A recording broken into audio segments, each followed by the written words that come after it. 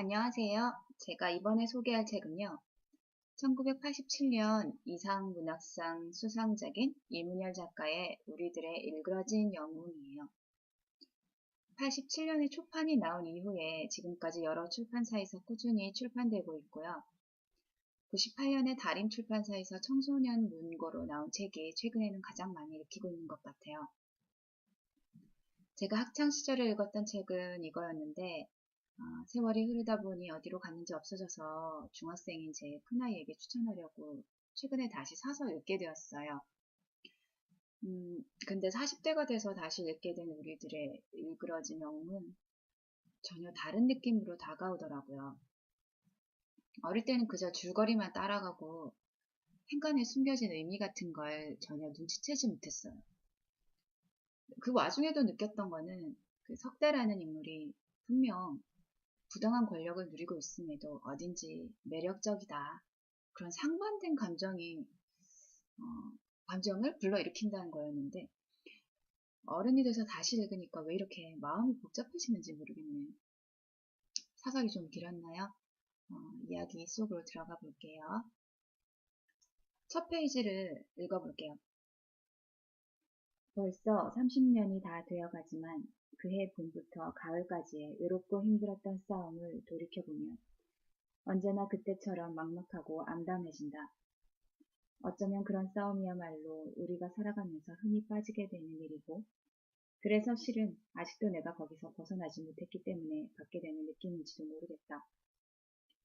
자유당 정권이 그 마지막 기승을 부리고 있던 그해, 3월 중순, 나는 자랑스레 다니던 서울의 명문 초등학교를 떠나 시골의 한 작은 읍내 학교로 전학을 가게 되었다. 자, 이렇게 담담하게 말하고 있는 사람이 주인공 한병태예요. 그리고 시대적 배경이 자유당 정권이 그 마지막 기승을 부리고 있던 그 해라고 되어 있죠. 제가 예전에 멋모르고 읽었을 때는 옛날이네 이러고 넘어갔었는데, 제가 그 시대를 살아본 건 아니지만 이제 나이가 있다 보니 그때 어떤 일들이 있었나 좀 알고 있다 보니 이래서 애들이 주인공이지만 어른들을 위한 책일 수밖에 없구나 깨닫게 되더라고요. 한병태가 시골의 작은 학교에 전학을 간 첫날부터 학급 내에 그 심상치 않은 분위기를 감지하게 되는데요. 그때는 이제 초등학교가 아니라 국민학교로 불렀는데, 여느 국민학교 5학년 교실답지 않게 뭔가 어둡고 억압된 분위기가 있고, 그리고 그 중심에는 엄석대라는 반장의 존재가 있죠. 반장 선거를 하면 만장일치로 당선되고, 전교 1등에다가 중요한 학교 행사가 있으면 학급을 일사불란하게 지휘를 너무 잘해서 담임 선생님의 체면을 제대로 세워주는 대단한 반장이에요. 반 아이들뿐 아니라 선생님까지도 모두 당연하게 여기는 이 석대의 넘사벽 카리스마가 사실은 정당하지 못한 기반에 근거하고 있다는 게 전학생인 병태의 눈에는 보이죠.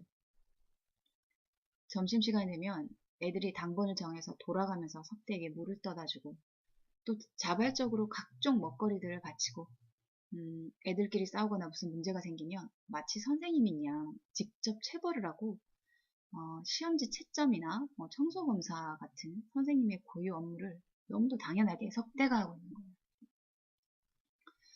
심지어 아이들은 석대에게 금품을 갈취당해도 그게 자기가 자발적으로 석대에게 주었다고 착각할 만큼 석대 수완이 대단해요. 병태는 석대 본 모습을 담임 선생님에게 알리려고 노력을 하지만 매번 석대 역공으로 선생님은 오히려 병태가 문제야 라고 생각하게 돼요. 병태는 왕따가 되면서까지 혼자서 석대와 맞서보려고 하지만 결국은 굴복하고 마는데요. 그런데 그 굴복의 대가가 너무나 달콤하죠. 스스로의 판단과 자유의지로 살고자 했을 때는 학교 생활이 너무나 불행했는데, 아이러니하게도 그걸 포기하고 복종을 선택하니까 한마디로 인생은 아름다워가 된 거예요. 이렇게 병태가 석대 패거리에 끼어서 그 권력의 달콤함에 취할 때쯤에 엄청난 사건이 일어나요. 6학년이 되면서 새로운 담임 선생님이 오신 건데요. 이 선생님은 그전 선생님과는 달리 자신의 권한 일부를 석대에게 떼어주는 일 같은 건 결코 하지 않죠. 만장일치가 나온 그 반장 선거 때부터 이 선생님은 뭔가 이상한 기운을 감지하게 되고 결국은 석대의 거대 비밀을 알아내게 됩니다. 전교 1등을 한 번도 놓치지 않았던 석대의 비밀인데요. 시험 때마다 각 과목별로 우등생들이 돌아가면서 자기 이름이 아닌 석대 이름을 쓰는 방식으로 대리시험을 쳐주고 있었던 거죠. 선생님은 아이들 모두에게 체벌을 하면서 이렇게 말합니다. 나는 되도록 너희들에게 손을 안 대려고 했다. 석대의 강압에 못 이겨 시험지를 바꿔준 것 자체는 용서할 수도 있었다. 그러나 그동안 너희들의 느낌이 어떠했는가를 듣게 되자 그냥 참을 수가 없었다.